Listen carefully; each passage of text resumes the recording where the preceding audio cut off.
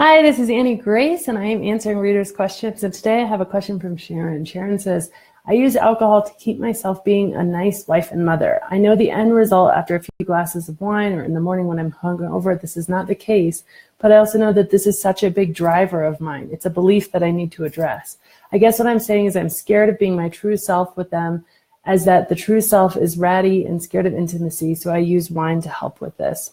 So this is a great question, Sharon. I think a lot of times we are afraid of what's on the other side because we don't know what's on the other side. The only thing we know of and that we're familiar with is how we feel when we're depriving ourselves of something we want. So when we believe that alcohol is helping parenting or helping our relationships or helping our sex lives, then when we don't allow ourselves to do it, we go into those situations thinking this would be better with a drink. And this is miserable without a drink. And those sorts of thoughts mean that we never actually give ourselves the opportunity to experience it without that already judgment in our mind of how it's going to be or not be. So that's a big important part here, is that you need to give yourself the chance and the opportunity to experience things and go into them and say, this might not be great, but it might, but I need to give myself the chance. And we can't give ourselves the chance when we continue to drink, when we're too afraid of what's on the other side. We have to be able to let go of this one thing in order to experience this other thing. And that's just true over and over and over again.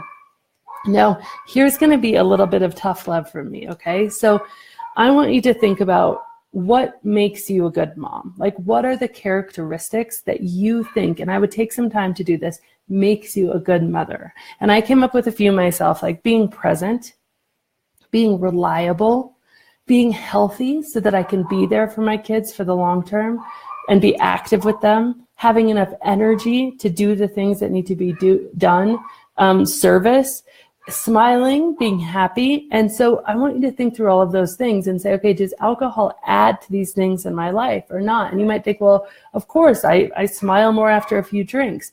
But here's the thing. How much of your parenting time are you actually spending in that kind of tipsy drunk state?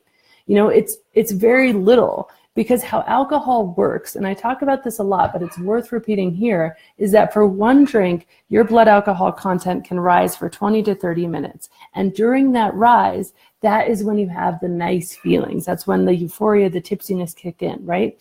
But then you have 2 to 3 hours of a decline for that very same drink. And when your blood alcohol is declining, that's when you feel depressed, anxious. That's when cortisol is released in your body.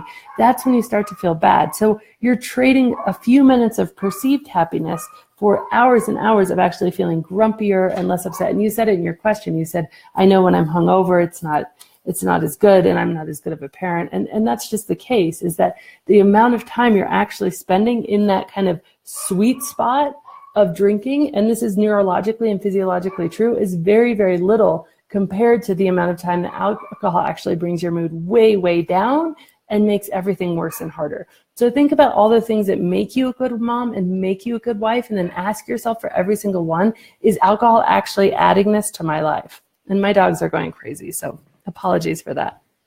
That's a live video for you. But then I also want you to think about something else. Like you said, you think alcohol makes you a better wife and mother. Right? You said, I use alcohol to keep myself being a nice wife and mother. I want to ask you, would your kids agree with this? And would your spouse agree with this? You're using your family, and this is a little tough love again, as an excuse to drink. And imagine that the situation was reversed. Imagine that you saw your mother and you started to be worried about your drinking, or you saw your husband and you started to be worried about his drinking. And they said, well, I do it for you. I do it because it makes me nicer to you. I mean, imagine how that would make you feel. Imagine how frustrated you would be if you saw somebody you love doing something that was harmful for their body and for their mind and for their psyche because of you. And using your family as an excuse to drink is, it's just so kind of counter to the reasons that actually you want to move past this. You know, if there's things that you really need to address, like intimacy is an interesting one, because as women, a lot of studies show that in order to be really intimate, we need to feel emotionally safe So that's not necessarily physically safe. Obviously, we need to feel that too, but we need to feel emotionally safe.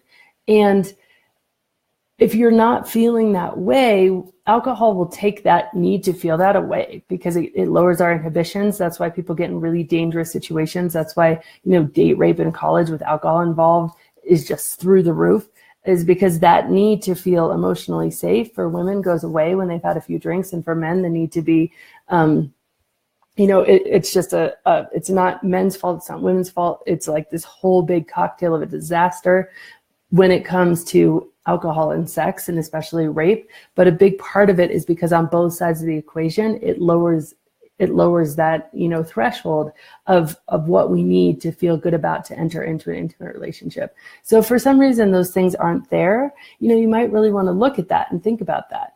But not being able to necessarily connect or something without alcohol is something that you should explore, because knowledge like that is a gift. Because what happens on the other side of knowledge like that is you actually finding really true connection, because you don't have it right now. If you're just using alcohol to become intimate or alcohol to be a good parent, you're robbing yourself and your family of true good connections. But if you can get through the discomfort, stop using your family as an excuse, and move into the point where you're like, okay, it might be a bit of an adjustment, but I'm going to address why I don't feel comfortable being a mother or being a good wife without alcohol. At that point, that is where life becomes magical, because at that point, you start to develop real connections. You think you're doing them a favor because you think in the short term, well, I'll just be friendly, or I'll want to have more sex, so I'll just drink. But really, you're stealing from them and you, because you're not allowing yourselves and each other to actually have the bonds that mean something, because you're using alcohol to glue together a bond, and alcohol is just not a reliable glue. So I would just say, really give this some thought. I know there's probably a lot of information in this video, but using your family as an excuse, we always come up with the next excuse. That's how it is. And then when all those excuses topple down, then we're finally ready to look at, okay, this might actually be an addiction. And then we're finally to look at that and look at, okay, there's something, psychologically, physically, neurologically happening inside my body that's keeping me here. Then we're really able to find freedom. So it's great to topple down all these excuses. So thank you so much, Sharon, for this question, and I hope you have a wonderful day.